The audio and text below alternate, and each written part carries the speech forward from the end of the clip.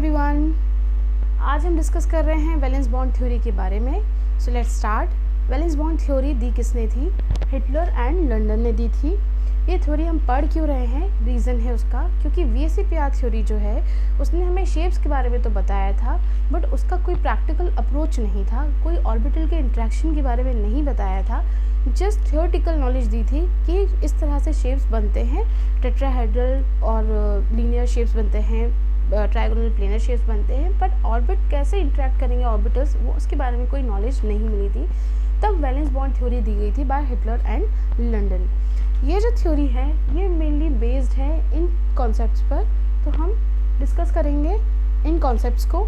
Knowledge atomic orbitals की, electronic configuration, overlapping atomic orbitals का, उनकी hybridisation, and last principle of variation and superposition.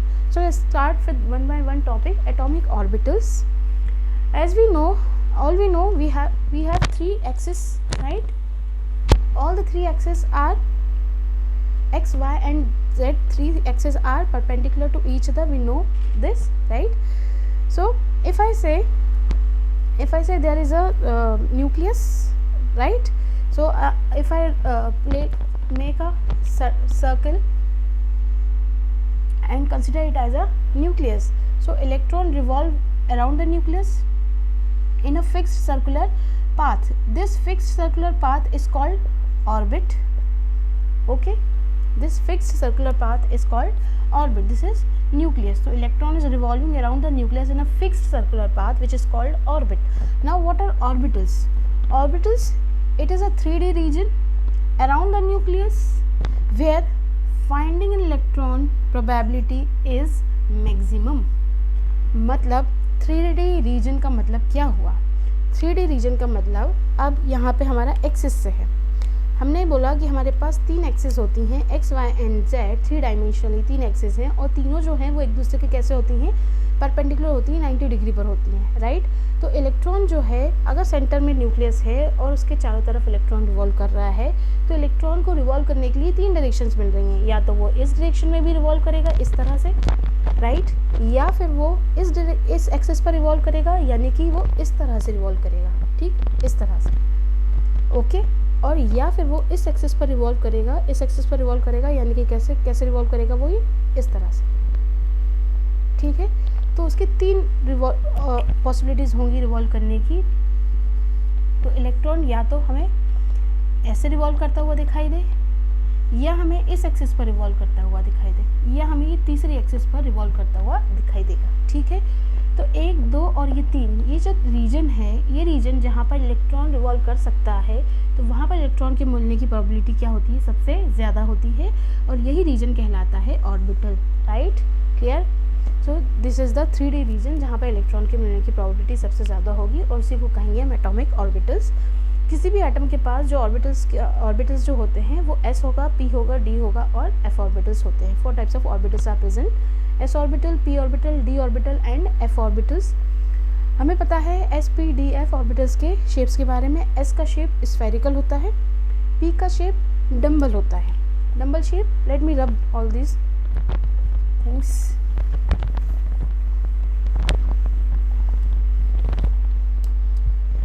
s spherical shape, ये s orbital, p orbital, it is dumbbell shape, ठीक। These are the lobes, ये क्या कहलाते हैं? Lobes कहलाते हैं, ठीक है। ये p शेप। और नेक्स्ट आता है d, d is double dumbbell, double dumbbell यानी कि like this, plus minus minus plus, ठीक है। तो ये s, p, d orbitals. f के बारे में हम, जब मैं ऑर्बिटल्स पे एक अलग से वीडियो मिलेगी आपको, तो वहाँ पर आपको शेप्स के बारे में क्लियर होगा। यहाँ पे हम सिर्फ जनरल पढ़ रहे हैं। तो यहाँ पर एटॉमिक ऑर्बिटल्स हमने देख लिया, 4 तरह के ऑर्बिटल्स होते हैं, s, p, d, f। अब इसका वैलेंस बॉन्ड थ्योरी से क्या लेना देना है वो हम डिस्कस कर रहे हैं, ठीक है, ठीक है। तो वैलेंस बॉन्ड थ्योरी में हमें सबसे पहले जो पता होना चाहिए वो ये है कि वैलेंस बॉन्ड थ्योरी सिर्फ और सिर्फ कोवलेंट बॉन्ड के बारे में बात करती है। किसके बारे में बात करती है? कोवलेंट बॉन्ड के बारे में। आयनिक बॉन्ड का इससे कुछ लेना देना नहीं होता। सेकंड पॉइंट ये है कि कोवलेंट बॉन्ड जब बनाएंगे तो इलेक्ट्रॉन की जो इलेक्ट्रॉन्स आएंगे पेयरिंग करने के लिए, वो क्या होने चाहिए? हाफ फिल्ड ऑर्बिटल्स होने चाहिए, जो ऑर्बिटल्स होने चाहिए वो कैसे होने चाहिए, हाफ फिल्ड होने चाहिए। ठीक। तीसरी बात, जो इलेक्ट्रॉन की स्पिन चाहिए वो अपोजिट होनी चाहिए। ऑपोजिट स्पिन इलेक्ट्रॉन्स जो होंगे वो पेयर करेंगे और एक कोवेलेंट बॉन्ड बनाएंगे। ठीक है, इलेक्ट्रॉन की स्पिन।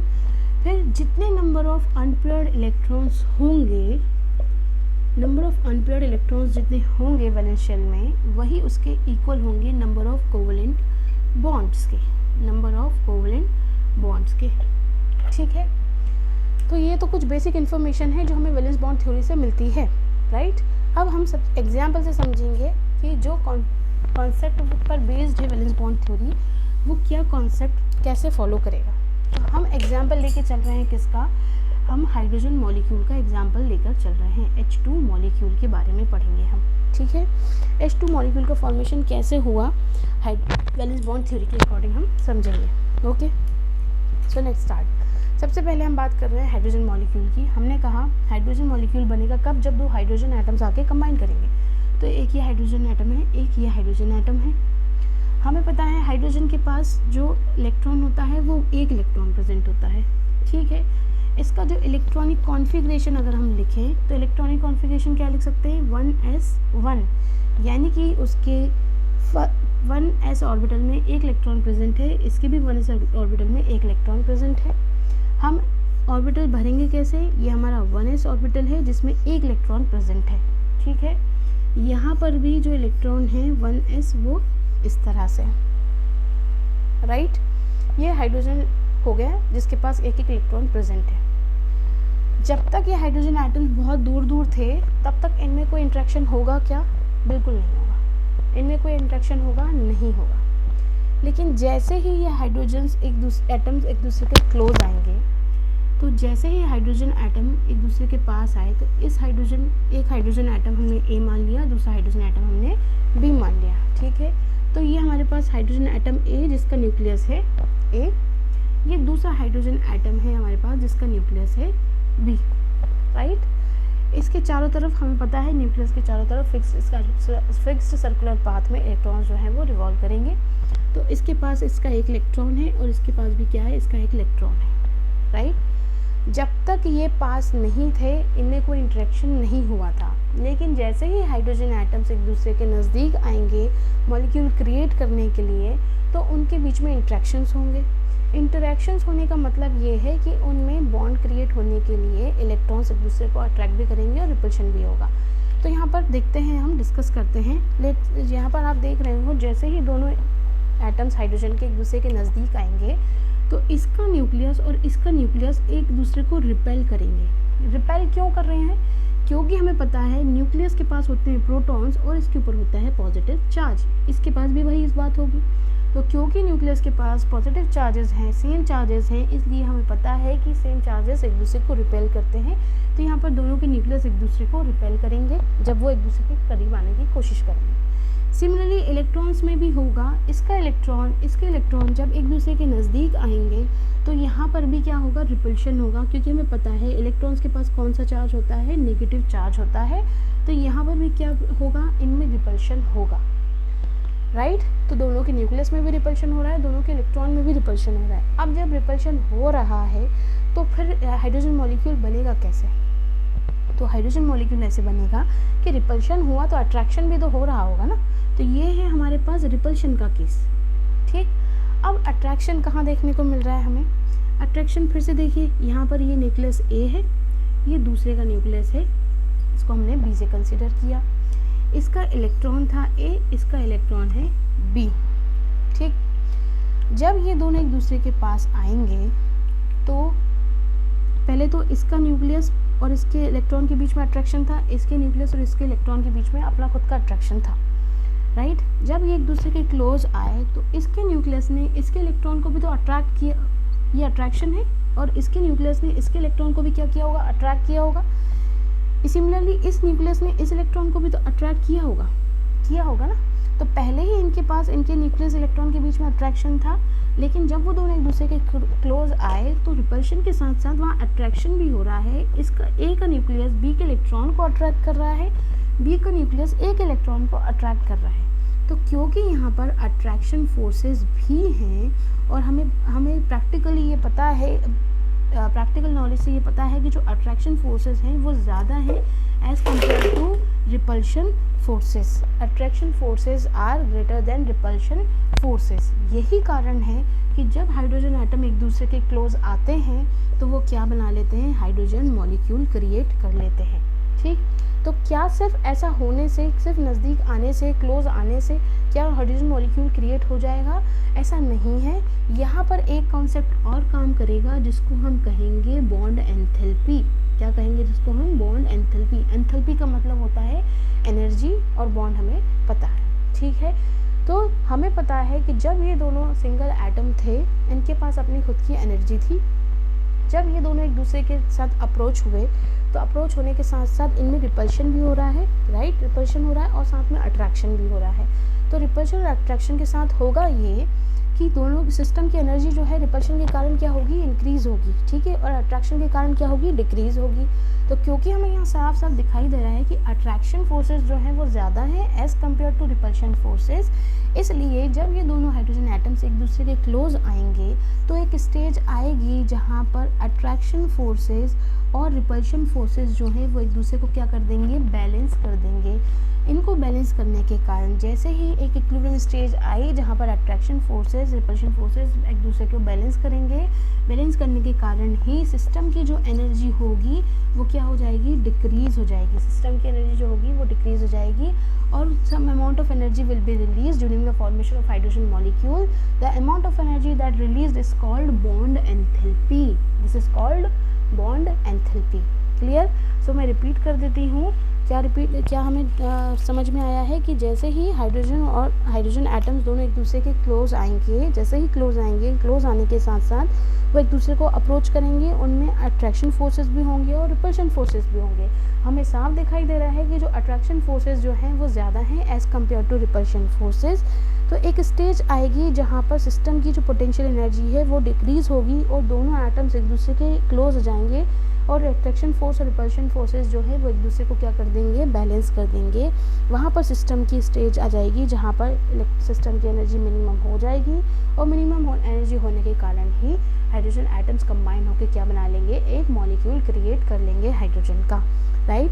तो जो अमाउंट ऑफ एनर्जी रिलीज होगी during the formation of hydrogen molecule उसको हम क्या कहेंगे, bond enthalpy. Am I clear? ठीक, तो ये इस तरह से हम बता सकते हैं हाइड्रोजन का formation by valence bond theory. Okay, तो आई होप आपको समझ में आया यहाँ तक। तो हमने क्या बात करी यहाँ पर, क्या हुआ, बॉन्ड एंथैल्पी। बॉन्ड एंथैल्पी यानी कि जो एनर्जी रिलीज होगी, ठीक, during the formation of hydrogen molecule. यही कारण है कि जब भी आप हाइड्रोजन मॉलिक्यूल को ब्रेक करना चाहते हैं और हाइड्रोजन एटम बनाना चाहते हैं, दो हाइड्रोजन एटम अगर हमें बनाने हैं हाइड्रोजन मॉलिक्यूल से, तो हाइड्रोजन मॉलिक्यूल के बीच में जो बॉन्ड है उस बॉन्ड को ब्रेक करने के लिए जो अमाउंट ऑफ एनर्जी आपको देनी पड़ेगी वो अमाउंट ऑफ एनर्जी होती है 435.8 किलो जूल पर मोल। This much amount of energy is required to break bond between hydrogen molecule to form hydrogen atoms. Therefore, it is called bond enthalpy. Am I clear? ठीक, तो यहाँ था valence bond theory का concept. यहाँ पर हमने देखा कि यहाँ पर जब दोनों एटम्स एक दूसरे के क्लोज आएंगे वहाँ पर अट्रैक्शन रिपल्शन होगा। जैसे ही अट्रैक्शन रिपल्शन स्टार्ट हुआ, सिस्टम एक स्टेज पर पहुँच जाएगा जहाँ पर उसकी अट्रैक्शन फोर्सेस रिपल्शन फोर्सेस को बैलेंस कर देगा, रिपल्शन फोर्सेस को बैलेंस करेगा और सिस्टम की एनर्जी जो है वो मिनिमम हो जाएगी, जहाँ पर दोनों एटम्स कंबाइन होकर क्या बना लेंगे, हाइड्रोजन मॉलिक्यूल बना लेंगे और वहाँ पर जो कुछ अमाउंट ऑफ एनर्जी रिलीज होगी, this is called bond enthalpy. Hydrogen molecule के लिए जो अमाउंट ऑफ एनर्जी है रिलीज होने वाली वो मैंने लिखी हुई है, that is amount of 435.8 kilo joule पर मोल। Is that clear? I hope यहाँ पर आपको हाइड्रोजन मॉलिक्यूल का फॉर्मेशन समझ में आया होगा। ठीक है, तो यहाँ पर हमने ये तो समझ लिया इलेक्ट्रॉनिक कॉन्फ़िगरेशन का कॉन्सेप्ट। जैसा कि मैंने स्टार्टिंग में लिखा था, वैलेंस बॉन्ड थ्योरी 5 कॉन्सेप्ट पे काम करती है। पहला कॉन्सेप्ट था एटॉमिक ऑर्बिटल्स। तो हमने देखा एटॉमिक ऑर्बिटल्स, हाइड्रोजन के पास s ऑर्बिटल था, इसलिए हमने उसका s स्फेरिकल शेप ऑर्बिटल्स के कॉम्बिनेशन करवाया, ठीक है। फिर हमने उसकी क्या बात करी, इलेक्ट्रॉनिक कॉन्फ़िगरेशन की, तो ये उसका इलेक्ट्रॉनिक कॉन्फ़िगरेशन लिखा हुआ है, ठीक। नेक्स्ट आता है ओवरलैपिंग का कॉन्सेप्ट। तो ओवरलैपिंग का कॉन्सेप्ट ये जो है वो हम नेक्स्ट वीडियो में डिस्कस करेंगे, जहाँ पर एक सेपरेट वीडियो आपको ओवरलैपिंग के ऊपर मिलेगी। यहाँ पर आज मैं एंड कर रही हूँ वीडियो को। आई होप आपको समझ में आया होगा। एंड प्लीज़ प्लीज़ प्लीज़ जब आप वीडियो देखते हैं तो आई रिक्वेस्ट यू ऑल कि प्लीज़ आप कमेंट में शेयर कीजिए आपको वीडियो में क्या प्रॉब्लम लग रही है या वीडियो अच्छी लगी है। जो भी आपके पॉजिटिव या नेगेटिव कमेंट्स हैं, please share your comments so that I can improve and I can put my efforts 100% right. Thank you so much.